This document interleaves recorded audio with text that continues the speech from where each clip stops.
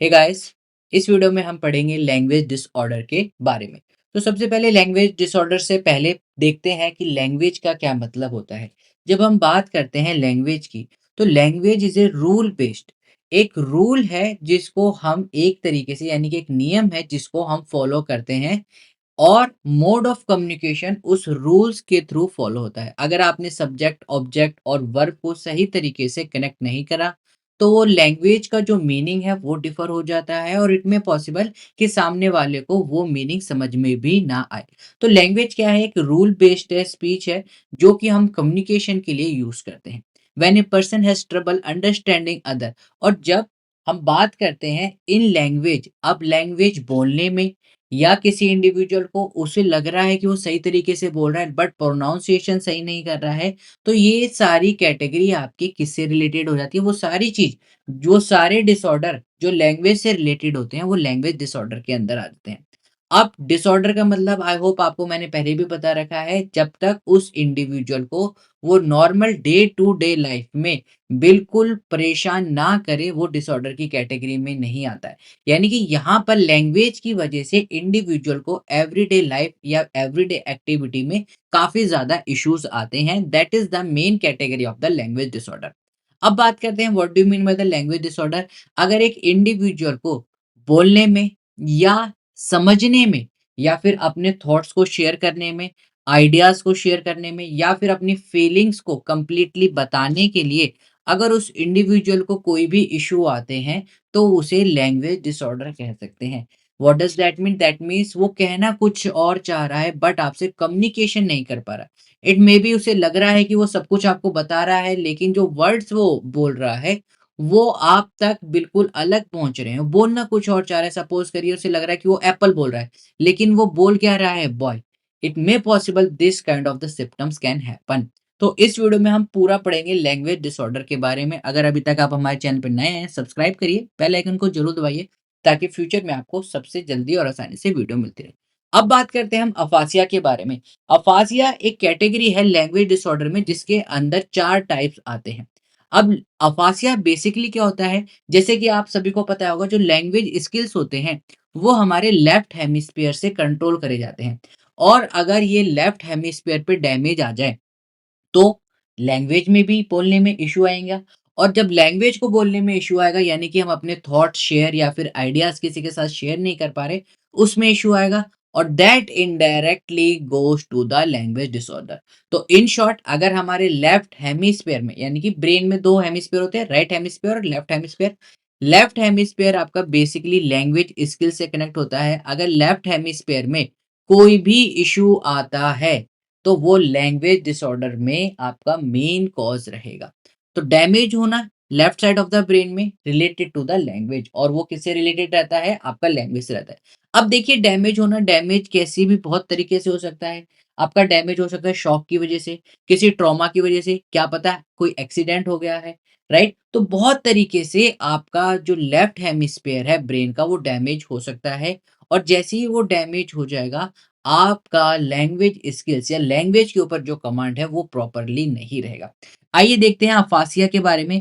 People with the aphasia make mistake with the words they use, sometime using the wrong sound in the word. देखिए कैसी कैसी जो mistakes वो करते हैं।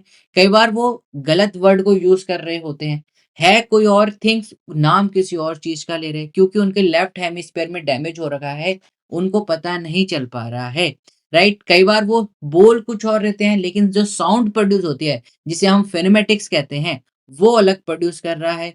चूजिंग द रॉन्ग वर्ड, एक थिंग्स के लिए गलत वर्ड यूज करना, what does that mean?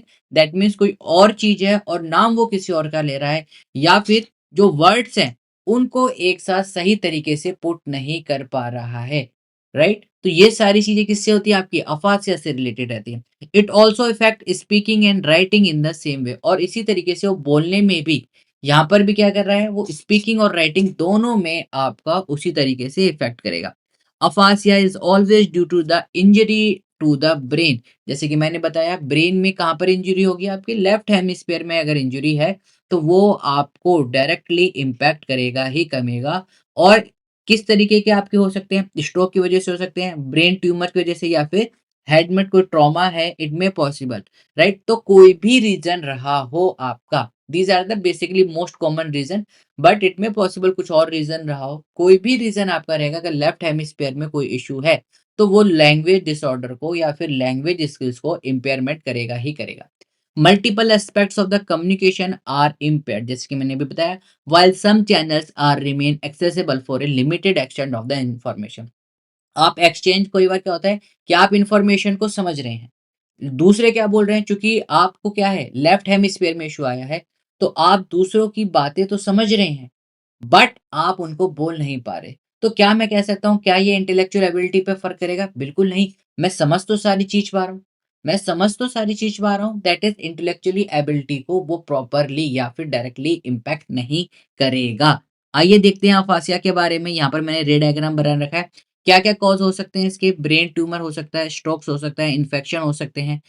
Causes में बेसिकली आपका हेड में कोई इंजरी हो गई है या फिर हेड में कोई ट्रॉमा हो गया है, ये इसके मेन कॉजेज़ में सबसे अपर मोस्ट रहता है। अगर हम इसके टाइप्स के बारे में बात करें, 4 टाइप होते हैं, ब्रोका, वर्निक, ग्लोबल और एनोमिक।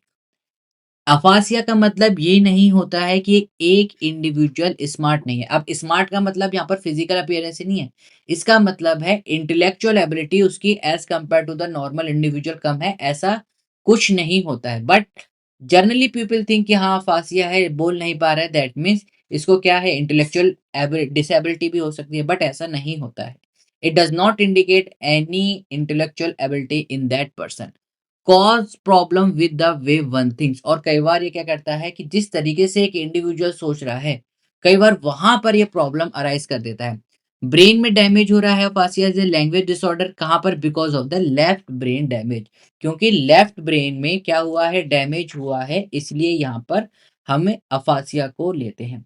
और क्या-क्या करता है ये? ट्रबल करता है, हर एक चीज़ में आपको ट्रबल करेगा, आपको लिखने में भी, बोलने में भी, पढ़ने में भी और अंडरस्टैंड करने में भी। तो इंटेलेक्चुअल एबिलिटी पे देखिए डायरेक्ट इम्पैक्ट नहीं करेगा, बट इनडायरेक्टली इम्पैक्ट करेगा ही करेगा। इस चीज़ का आपको भी आपको यहाँ पर याद रखना है। नेक्स्ट क्लास में हम पढ़ेंगे टाइप ऑफ अफासिया, इस क्लास में नहीं पढ़ेंगे। आई होप आपको गाइस ये वीडियो पसंद आई है। वीडियो पसंद आई है तो लाइक करें, शेयर करें, सब्सक्राइब करना ना भूलें। We will meet in the next video, till then keep smiling, keep gathering lots of memory. और अगर अभी तक आपने हमारे चैनल को सब्सक्राइब नहीं करा है, सब्सक्राइब करके बेल आइकन को जरूर दबाएं। Take care and keep smiling.